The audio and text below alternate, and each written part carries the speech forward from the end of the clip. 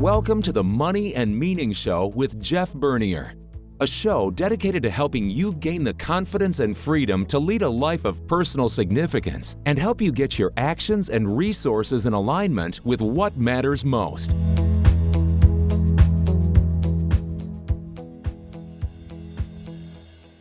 Well, hello and welcome to the Money and Meaning Show. So happy you decided to join us today as we continue to explore the intersection of wealth, purpose, and living a meaningful life. Today, I'm really excited about our guest to have Dr. Joy Lere, a licensed clinical psychologist and co-founder of Shaping Wealth, the global wealth industry's premier learning and development platform.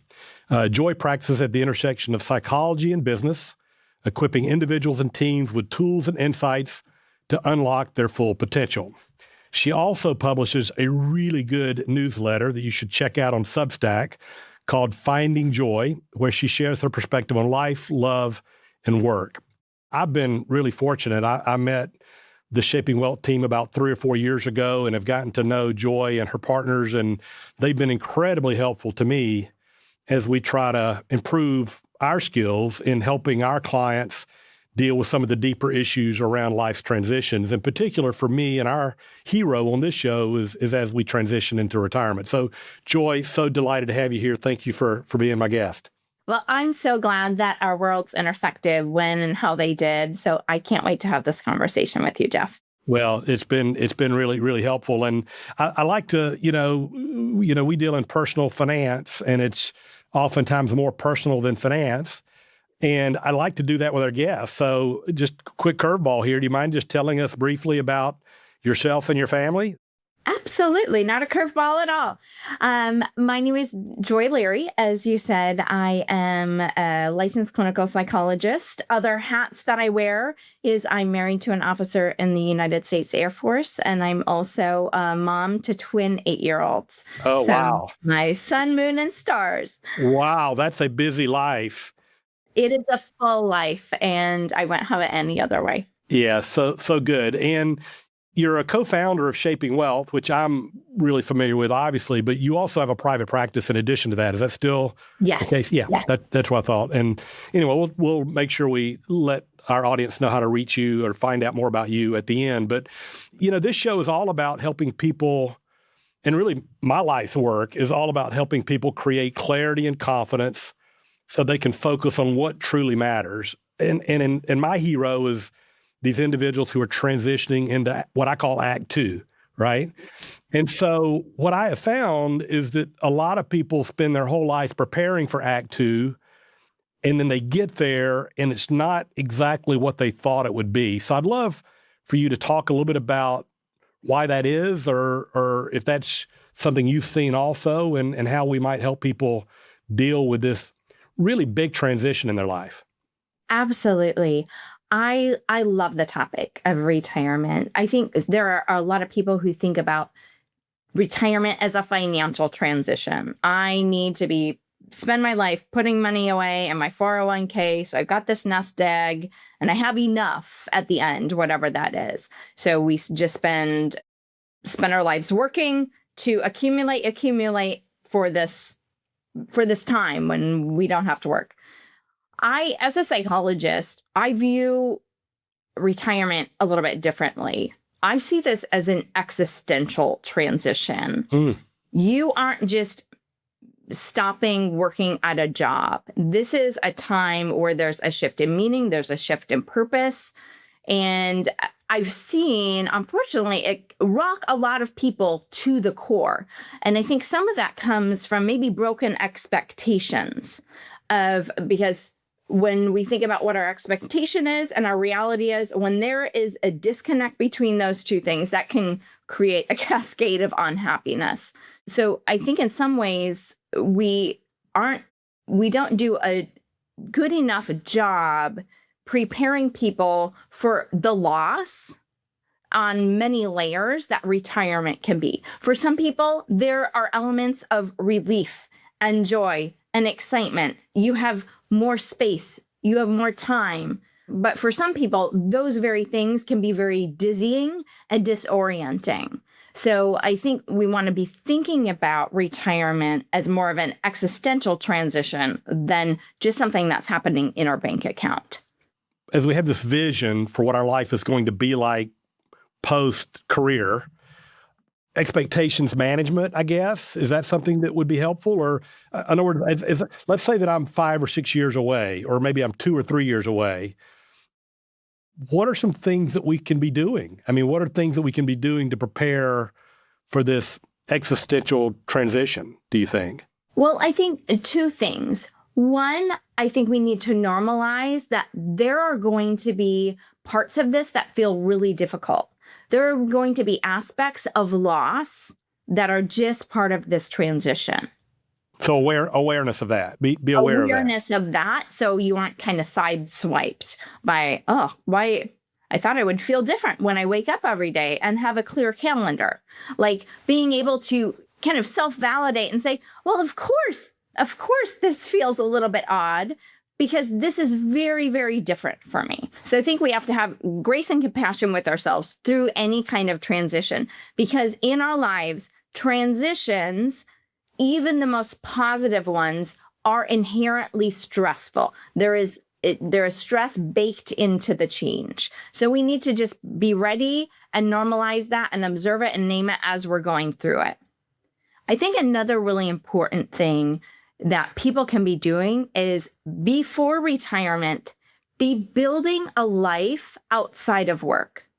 Because what I've seen too often with the clients I work with, they have all their eggs in their work basket. Like, work is everything. Work is where they're getting a majority of their needs met. Sometimes they are neglecting their health because of how much they are working. Sometimes they are neglecting relationships with their family because of how much they are working.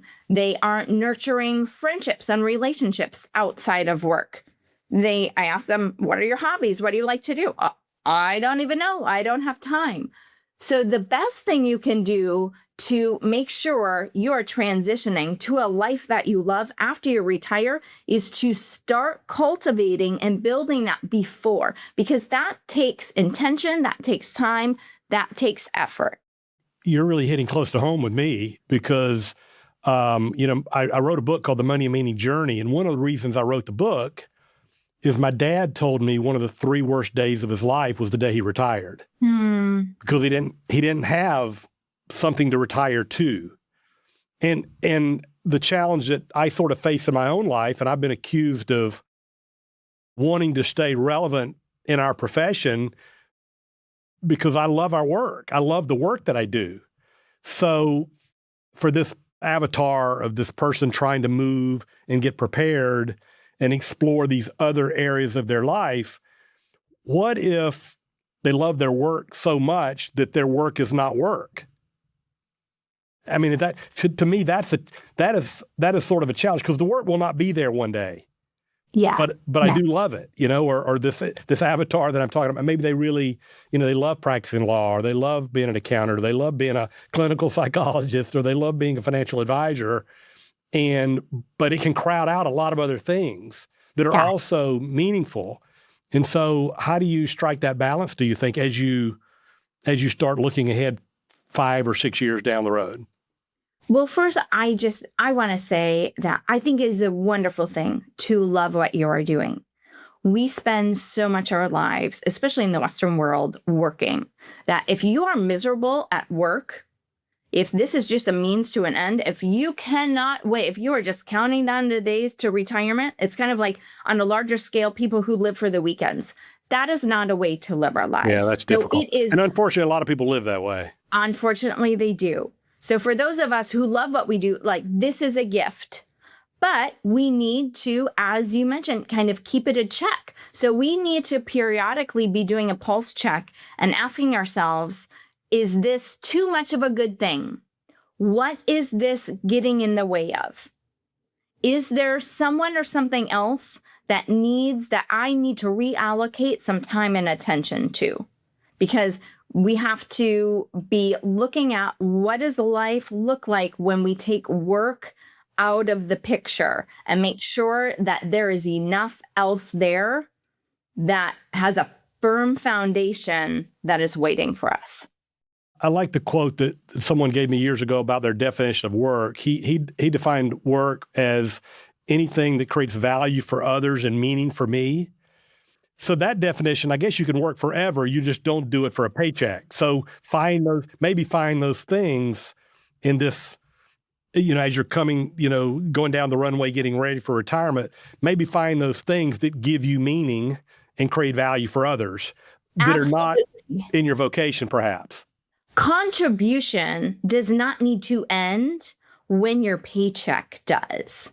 That sense of contributing, generating things, doing something purpose directive and meaningful, like that's part of our well-being too. So we shouldn't go into retirement saying that stops, but sometimes we need to be creative about, okay, how do I continue to do something, but it's going to look a little bit different. So for a lot of people, okay, how can I now use some of this time and flexibility I have to be doing more volunteering? What lights me up? What did I love about my job that I can continue to do in a different way that provides value and meaning to the world around me? How can I continue to contribute? Yeah. So how would you coach someone who has been wearing this uniform for so long, and they're they're executive vice president of sales, or they're the doctor or the lawyer or the financial advisor, and they're stepping out of that uniform, but their whole identity is in, I'm the financial guy, or I'm the medical guy, or I'm the legal guy. And now they're just, the third person in line at Starbucks. They're not this uniform anymore. How do they, and again, this is what you do professionally every day with people in your session. So I don't expect you to be able to give me you help transform people by the relationship you have with them. So I don't think you can probably do this in a 5-minute conversation, but are there techniques that we can use to address that identity problem? I love the topic of work, kind of that convergence of work, meaning, and identity. I think we need to step back and kind of in some ways look at and understand how culture around us has given us this message that you are what you do. It's been really interesting because of my husband's job. I've had the privilege and opportunity of living around the world. And living in different places, I'm struck by some things that I think growing up in the Western world in the United States, I didn't fully realize how much they were like steeped in culture. And one of those is, in other places in the world, the first question you are asked is not, what do you do? We wear that like a badge of honor. So I think we need to look at my worth, who I am as a person, is not my job title. It is who I am. So I encourage people, like, as you are thinking about identity, it's not just what you do, it's who you are. And we have our identity is shaped by multiple roles. So what are the other roles in your life that matter to you?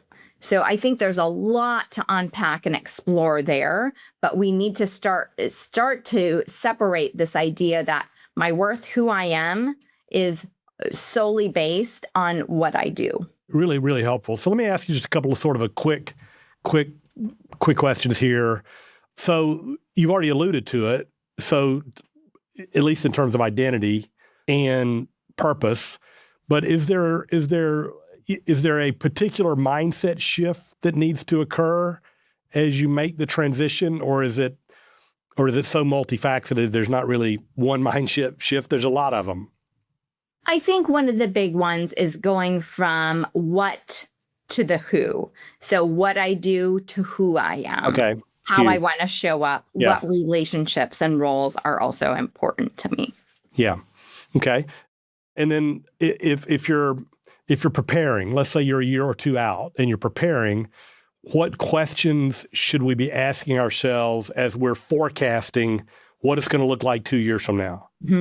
I think one of the most useful exercises for people to do as you were, and this doesn't have to be 1 year out, I think for any of us, pausing and asking, what needs are being met by the work I do? Because we all have basic underlying needs. Maybe that's a need for recognition, a need for significance. We have social needs that are met at work. So when you think about life outside of a certain job, you need to start asking yourself, I'm still going to have this need in my life. What are some alternative paths to have this need met? Well, that's a great question for all of us at any stage in life. I mean, as I'm thinking about my own life and the work that I do day to day, there are things that I do professionally that I just like to do. Oftentimes I have an opportunity to outsource those things and not do them anymore. So the reason I'm doing it is they meet a need. So it'd be good to know what that need is so that if one day I decide to delegate them, that I have something else that can give me the same type of need to meet the need a different way, perhaps. But as we approach life without, a job description with things that we have to do, you still want to meet those needs that are core to you, it sounds like. And that's a great question. The last one on the quick fire is just, are there obvious mistakes to avoid as we're preparing or transitioning? I think avoidance is a big thing to try to circumvent. When something is uncomfortable, avoidance is protective. It's what our brain does because it forecasts there's pain, there's discomfort. So I want to stay away from that. I'm not going to think about that. And sometimes we push off retirement. Sometimes people stay in a job for too long. So we want to avoid, we don't want that to happen. So I think being aware that we don't want to keep delaying things or making decisions or taking action just because it is uncomfortable. Wow. Okay. So you just did, like a karate move here, in the trans, because I asked a question about things to avoid. And I think what I just heard you saying is sometimes it's good to do things that are uncomfortable to grow. Yes. And that avoidance and kicking the can itself is don't just make yourself feel better. Yeah. Do things that'll make you well and grow and really transition to be the person that you're trying to be instead of just pushing off the pain. Yes. Okay. Well, that was clever the way you did that. I don't know if that was intentional, but that was good. So, and that's part of our problem. I mean, we don't like to do hard things. I mean, so oftentimes we do things that aren't healthy, but we're soothing, I guess, or avoiding. So we've just got a couple more minutes, but I did want to ask you one more thing. You wrote a really cool piece not that long ago about, I think, all the moves you made in your life. You just talked about a few of them with your military life, but even before that, it sounded like you wrote a piece about going home and like cleaning out your parents' house. And this is really, you're counseling me here because I'm in the middle of that right now. I mean, my dad passed away last year. We've got a contract on his house. I'm going to South Georgia, cleaning it out. And for the first time, I just sat on the porch this past weekend thinking, wow, this is the home I grew up in. And I'm not going to have a home in South Georgia anymore. Talk to me a little bit about life transitions in general, because again, I think your piece was so good and about the loss, recognizing the loss. Any thoughts on that? I know this is not relevant just to retired, the retirement phase, but just loss in general and how we cope with a transition like I'm describing. Absolutely. And that you wrote so eloquently about. Thank you. The piece that you're alluding to. So the backstory is I was born and raised on a farm in Minnesota, and my parents this last year sold, I feel emotional, sold our family farm. So like this last year was like it was like this parade of last times, the last planting season, the last harvest, and then the last time we were there all together. And I was struck. A house and a home are two different things. And the emotion we attach, the meaning we attach, the value we attach is not just numerical. So to look at that house, I would not choose it off the market, but it was hard to know, like, I can't go back there. I am not unique in that story. That's a story you have. That's a story many clients have as we do make these life transitions to various places. And I can tell you this, as a card-carrying member of the human race, to be human is to let joy live alongside of grief and pain. There are always going to be those two things. What we need to be careful is we need to let ourselves be sad. We need to grieve, but we can't let that crowd out the sweet stuff that we've worked for, the dreams we had years ago that we are living out right now. We can't let the hard crowd out the good. We have to learn to carry these things simultaneously, and that's not an easy thing to do. Yeah. So good. So good. Well, I just encourage you guys to go check it out at Finding Joy, because you'll see all her past.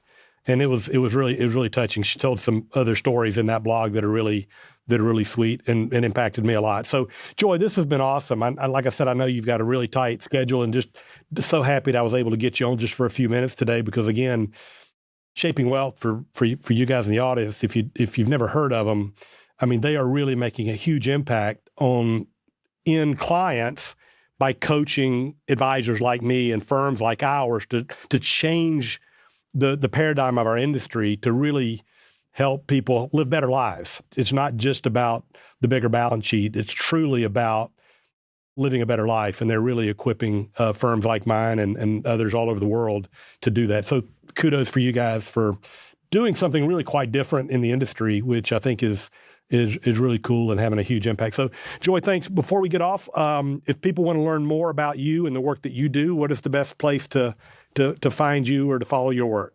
Absolutely. Well, you can check out the work that I do with advisors at shapingwealth.com. My practice website is my name, Joy Lere, JoyLere.com. And my Substack, Finding Joy, is at joylere.substack.com. So good. Thank you so much, Joy. And thank you all for joining us today. I hope you found it meaningful and helpful. I know I always do when I get to hang out with Dr. Joy here. So if you'd like to check out past episodes of the Money and Meaning Show, they're all at where you stream your favorite podcasts. Please check them out. Give us a rating. Give us some feedback.